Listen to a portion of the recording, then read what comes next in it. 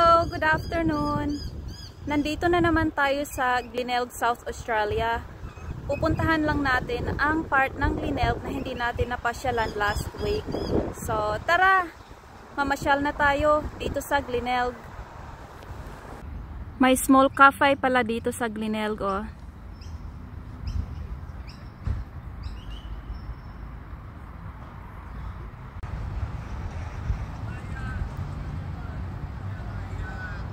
Napakaganda talaga ng view dito.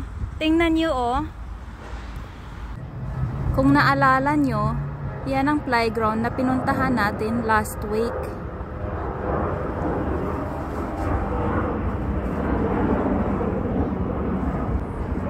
At yan ang Marina Pier.